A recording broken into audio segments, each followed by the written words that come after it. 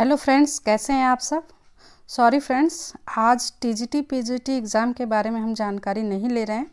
यहाँ पे आज सीटेट की बारी है और हम लोग आज सीटेट के बारे में उसकी स्ट्रेटेजी के बारे में देखेंगे। फ्रेंड्स, आप थंबनेल से जान चुके होंगे कि आज हम सीटेट की स्ट्रेटेजी के बारे में बात करेंगे। 3 दिन में हम कुछ नहीं कर सकते, घबराहट होगी और बहुत कुछ याद हो जाए इसकी चाह रहेगी, लेकिन घबराहट में हम कुछ भी याद नहीं कर पाते हैं। तो हमें स्ट्रेटेजी बना के एक चलनी है कि हमें अपना एग्ज़ाम किस तरह से क्लियर करना है। उसके लिए फ्रेंड्स, आप हमारे इस वीडियो पे बने रहें। अंत में आपको पक्का एकदम 100% विश्वास दिलाते हैं कि आप एग्ज़ाम में अपने नंबर बढ़ा के ही आएंगे। आप इस वीडियो को अगर देख के जा रहे हैं तो आप थंबनेल में ही देख लिए हैं कि अगर ये वीडियो आप तक पहुंच रही है तो ये संकेत है कि आप सीटेट पास होने वाले हैं। तो फ्रेंड्स, हमने थंबनेल में ही बहुत कुछ मेंशन कर दिया है। जैसे हमने देखिए ये बताया है कि अगर आप ये वीडियो आप तक पहुंचा है तो ये संकेत है कि आपके सीटेट पास होने का। ये संकेत किसका है? आपके सीटेट पास होने का संकेत है। और यहाँ पे आप देखेंगे नीचे, तो इसमें हमने दिया है कि आपकी मेहनत है, उसके बाद आपकी मेहनत है प्लस मेरा ये वीडियो है और सीटेट पास है। इसका दोनों को मिलाने के बाद आप सीटेट को पास कर पाएंगे। और इस पे आप हमारे इस थंबनेल से ही आप इसका जो स्ट्रेटेजी है वो समझ चुके होंगे, लेकिन मैं इसको डिटेल में वीडियो के अंदर बताने वाली हूँ। तो आप देख रहे हैं जैसे इसमें सीटीपी को महत्वपूर्ण बताया गया है। पहली स्ट्रेटेजी है। दूसरी स्ट्रेटेजी हमारी ये है कि हमें टैग वर्ड्स को याद रखना है। हमें कुछ निगेटिव और पॉजिटिव टैग वर्ड्स हैं जिनको आप अगर मैराथन करेंगे, बहुत सारे टीचर्स जो है यूट्यूब पे मैराथन अपने देते रहते हैं, सीटेट के बहुत समय से देते आ रहे हैं, हर सीटेट में देते हैं। तो आप उनके जो वो है मैराथन है उसको देखिए सीटीपी के, और उसमें वो टैग वर्ड का भी एक वीडियो वो लोग अलग से डालते रहते हैं। तो आप जाके उन वीडियोस को बार बार रिपीट करके देखिए। आप बार बार अगर इस चीज़ को, हम गाने कैसे याद कर लेते हैं, गाने हमको क्यों याद हो जाते हैं? कहीं भी हम आते जाते रहते हैं, सुनाई दे देता है कान में गाना, कहीं देख लेते हैं तो हमको गाना तुरंत याद हो जाता है। कोई भी रील्स चलता है, रील्स स्क्रॉल कर रहे हैं, वही गाना बार बार रिपीट हो रहा है और हम आगे वही गाना गाने लगते हैं। तो वही मेथड आपको यहाँ भी अपनाना है कि आप कोशिश करिए कि ज़्यादा से ज़्यादा मैराथन सीटीपी की देखें और ये टैग वर्ड्स को देखें। और तीसरा जो है वो मूल मंत्र क्या है? टाइम और प्रीवियस ईयर दोनों। जैसे प्रीवियस ईयर क्वेश्चन तो इम्पॉर्टेंट हैं ही, टाइम सबसे ज़्यादा इम्पॉर्टेंट है फ्रेंड्स। आप देखेंगे कि जो टाइम मैनेजमेंट है ये सबसे ज़्यादा इम्पॉर्टेंट है। हम इसे पहले नंबर पे रखेंगे। स्ट्रेटेजी जो बना रहे हैं हम लोग उसमें पहले नंबर पे है टाइम। इसका बहुत रोल ज़्यादा है आपका सीटेट को पास करने के लिए। तो आप हमेशा ध्यान रखेंगे कि आप जो है एक सब्जेक्ट का जो है वो टाइम आप रखेंगे 30 मिनट, ओनली 30 मिनट। एक भी मिनट आप ज़्यादा नहीं करेंगे। आप ये ध्यान रखेंगे। हमें 5 सब्जेक्ट है, 2 सब्जेक्ट हैं और 3 वो है सब्जेक्ट हम लोग का, वो है 2 लैंग्वेज है और 3 सब्जेक्ट हैं।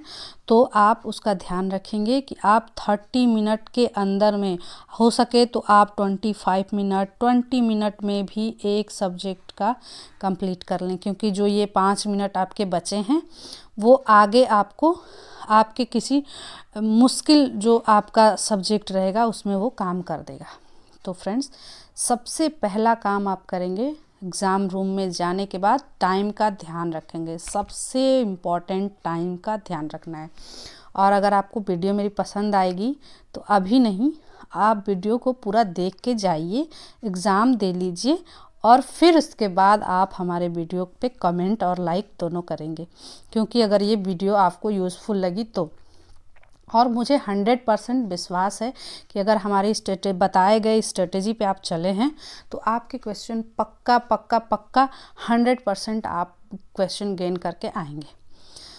तो फ्रेंड्स चलिए आज की स्ट्रेटेजी हम बताते हैं। अभी तो हमने आपको हल्के में बताया, थोड़ा सा बताया, तो चलिए चलते हैं आगे। हम देखते हैं पॉजिटिव टैग वर्ड्स। इससे पहले आप ये देखिए, हमारे पास 3 दिन बचे हैं और घबराहट होना स्वाभाविक है, सबको एग्ज़ाम से पहले घबराहट होती है, मुझे भी हुई थी भाई बहुत घबराहट। लेकिन आप शांत रहें, ज़्यादा घबराने से कुछ नहीं होगा, गलत वो हो जाएगा आपके लिए। आप जो याद किए रहेंगे वो भी आपको समझ में नहीं आएगा। तो उसके लिए आपको पूरी किताब तो आप पढ़ नहीं सकते, तो स्मार्ट वर्क करना है। आपके स्मार्ट वर्क ये हुआ कि आप जो मैराथन्स हैं ये देखिए, टैग वर्ड्स हैं ये देखिए, इन सब को आप समेटिए और अब आप अपना जो भी किताब और कॉपी बुक ये नोट्स है ये सब एकदम साइड में रख दीजिए, क्योंकि अब बस 3 दिन बचे हैं। तो इन सब को आपने बहुत अच्छे से पढ़ा है, मुझे विश्वास है कि आपने अपनी तरफ से पूरी कोशिश कर दी है। अब हमारे कहने के से आप 3 दिन और ये स्टेप पूरी कर लीजिए, बस आपका कोई भी आपके नंबर नहीं रोक सकता। ओके, तो फिर चलते हैं। पहला है कि आप टैग वर्ड का जो वो है, अभी हमने नीचे दिखाया आपको, जो पॉजिटिव टैग वर्ड्स हैं इनको ध्यान रखेंगे। जैसे हमने कुछ पॉजिटिव टैग वर्ड्स लिए हैं, बहुत सारी हैं, आप मैराथन करेंगे, वो सर लोग भी अपनी पॉजिटिव निगेटिव टैग वर्ड देते रहते हैं। तो अगर नहीं आपने कहीं से तैयार किया है तो आप उन सब वीडियोस को देख के तैयार कर पाएंगे, अभी भी टाइम है, क्योंकि बहुत सारे नहीं होते हैं टैग वर्ड्स, थोड़े से होते हैं, करीब 20-25 होते हैं निगेटिव और पॉजिटिव टैग वर्ड, तो आप उन सबको कर सकते हैं। सबसे पहला है बच्चा। बच्चे को सबसे ऊपर रखना है भाई, बच्चा सर्वोपरि है, बच्चा कुछ भी कर रहा है तो वो सही है, तो आप बच्चे को भगवान के रूप में मान के एकदम उसको ऊपर रखिए। अवसर देना, अपॉर्चुनिटी जो होता है ना, आप बच्चों को देने के लिए, भाई ये बच्चा काम करेगा, ऐसे करेगा, उसको अवसर दिया जा रहा है, तो ये सक्रिय टैग वर्ड है। मतलब इसका सक्रिय कह रहे हैं, पॉजिटिव टैग वर्ड है, इसको आप एक सही क्वेश्चन के रूप में मानेंगे। जैसे अवसर देना, समावेशी शिक्षा है, विविधता का सम्मान है, बाल केंद्रित शिक्षा है, और व्यवहारिक कुशलता है, और जिज्ञासा और खोज। ये सब जो जितने भी टैग वर्ड्स हैं ये सब पॉजिटिव हैं, ये सब पॉजिटिव टैग वर्ड्स हैं।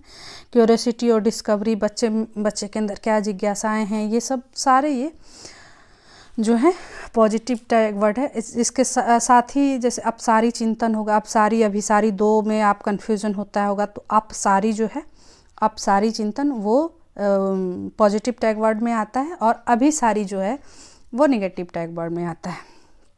वैसे ही महारत हासिल करना, वास्तविक वस्तुएं, व्यक्तिक विभिन्नता, सहज अनुमान, विभेदित निर्देशन, गैर उदाहरण, ये सब जो है ये पॉजिटिव टैग वर्ड में आता है। वहीं निगेटिव टैग वर्ड की बात करें तो निगेटिव टैग वर्ड में है जैसे रटना, सबसे मतलब जो ख़राब चीज़ है वो रटना, कंठस्थ करना, बच्चे किसी चीज़ को रट रहे हैं, वो ये सब गलत है। दंड देना बच्चों को, सज़ा देना, केवल मात्र और सिर्फ। फ्रेंड्स ये सबसे इम्पॉर्टेंट है, ये तीनों, केवल मात्र और सिर्फ, ये 90% ये मतलब गलत ही होते हैं। आप एक बार उनको पढ़ लेंगे क्वेश्चन को ध्यान से। हमारे इस नेगेटिव और पॉजिटिव बताने पे आप ना जाएं, प्लीज़ आप उस क्वेश्चन को एक बार ध्यान से पढ़ लें, क्वेश्चन कह क्या रहा है, और उसके बाद अपना ये आप फार्मूला लगाइएगा। मानकीकृत हो गया, ये निष्क्रिय जो ये है निगेटिव टैग वर्ड है। निष्क्रिय हो गया, स्थिरता हो गया, ये सब जो है, या फिर वो शिक्षक केंद्रित शिक्षा हो गई, ये सब निगेटिव टैग वर्ड है। व्याख्यान विधि हो गया, या फिर बोझ, डर, ये सब जो है निगेटिव टैग वर्ड है। फ्रेंड्स ये तो हुए निगेटिव, ये सब आप जान चुके होंगे, लेकिन हम इसका इस्तेमाल कहाँ करेंगे, इसको इस्तेमाल हम करते हैं गलत उत्तर हटाने के लिए।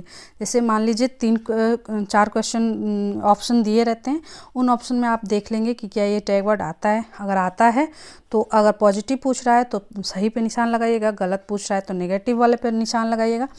उसके बाद प्रश्न की प्रकृति देखेंगे। अगर प्रश्न में कौन सा है पूछा है तो पॉजिटिव टैग वाला विकल्प चुनें।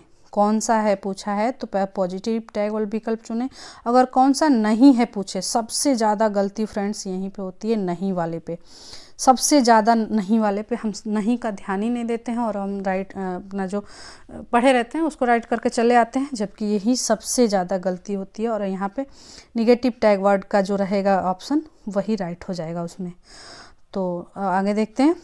केवल से बचें। हाँ फ्रेंड्स, जो केवल अभी हमने ऊपर पढ़ा, केवल मात्र ओनली जो ऊपर हमने पढ़ा था वो यही था कि केवल से बचें। जिस क्वेश्चन में अगर केवल लिखा शब्द मात्र आए वो 90% गलत ही लगता है, तो आप इसका ध्यान रखेंगे। उसके बाद देखिए, बच्चा आ ही गया। बच्चा भगवान है, ऐसा सोचिए कि बच्चा भगवान है। ये मतलब जो भी कह दे मुंह से अपने बच्चा कि ये मुझे ऐसे सीखना है, उसको उसी तरीके से आपको सिखाना पड़ेगा। और यही मतलब आजकल रूल हो गया है।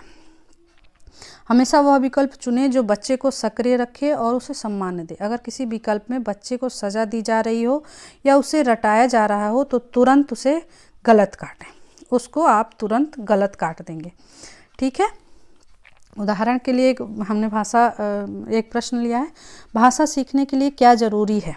पूछ रहा है ना, भाषा सीखने में क्या ज़रूरी है। तो पाठ्य पुस्तक पढ़ना, व्याकरण रटना, भाषा समृद्धि, परिवेश, अवसर।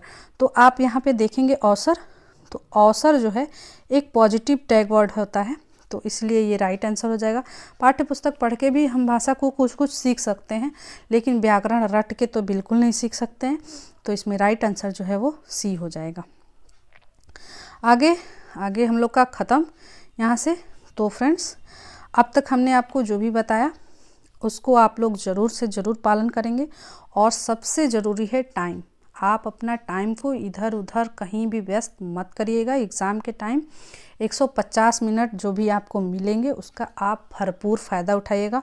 और 30 क्वेश्चन 30 मिनट में ही कंप्लीट हो जाने चाहिए। एक मिनट भी आप एक्स्ट्रा मत लीजिएगा। और बाकी आप सब अपनी तैयारी कर लिए होंगे, मुझे पूरा विश्वास है। और सबसे बड़ी बात है आपकी सीडीपी को आप एकदम अच्छी तरीके से एकदम मजबूत करके जाइएगा। बार बार इनके मैराथन सर हैं, हमने अपनी जो तैयारी करके हम जो गए थे वो सचिन सर पढ़ाते हैं सीडीपी, बहुत अच्छी, हमारे समझ से तो बहुत अच्छी पढ़ाते हैं। उनसे हमने पढ़ के सीडीपी का उनसे मैराथन देख के उनका, और बुक्स भी उनकी हम रखे हैं, तो हमने पढ़ा था। और हमारा सेकेंड टर्म में ही सीटेट क्लियर हो गया है। तो आप लोग इन स्ट्रेटेजी के बारे में अच्छे से बढ़िया से, ये वीडियो थोड़ी सी लंबी हो गई है, लेकिन आप अपने नंबर बढ़ाने चाहते हैं तो ये वीडियो आपको देख के जाना एकदम ज़रूरी है। तो आप पहला टैग वर्ड का जादू आप ध्यान रखेंगे, टैग वर्ड को। दूसरा है कि आप जो है ये मैराथन्स हैं उन सब को आप देखेंगे। और तीसरा है टाइम मैनेजमेंट। आप टाइम बिल्कुल भी ज़्यादा नहीं गंवाएंगे। आप एग्ज़ाम हॉल में पेडागोजी को ही मेन इम्पॉर्टेंट देंगे और ख़ुद को एक आदर्श शिक्षक मानकर उत्तर चुनें। आप सोचिए उस टाइम कि मैं एक टीचर हूँ और मैं बच्चे के लिए अपने ये ऐसा कर रहा हूँ। तनाव बिल्कुल मत लीजिएगा, बिल्कुल स्ट्रेस मत लीजिएगा फ्रेंड्स। स्ट्रेस लेंगे आप जानते हुए क्वेश्चन को भी हड़बड़ी में छोड़ के चले आएंगे। सीटेट का खेल केवल टाइम मैनेजमेंट का है। अगर आप बहुत अच्छी तरह से पढ़ाई अपनी करके गए हैं, बहुत अच्छी तैयारी है आपकी, और आप सोचिए कि आपको टाइम ही नहीं मिलेगी, तो आप अपना पास कर पाएंगे सीटेट? बिल्कुल भी नहीं। तो हमारा एक मेन फोकस यही है टाइम मैनेजमेंट का। आप सबसे पहले अपने टाइम को सिक्योर करिएगा। जितना जल्दी आपको टाइम आपका रहेगा, आप अपने जो टफ आपके सब्जेक्ट हैं उसमें आप उन टाइम को यूज़ कर सकते हैं।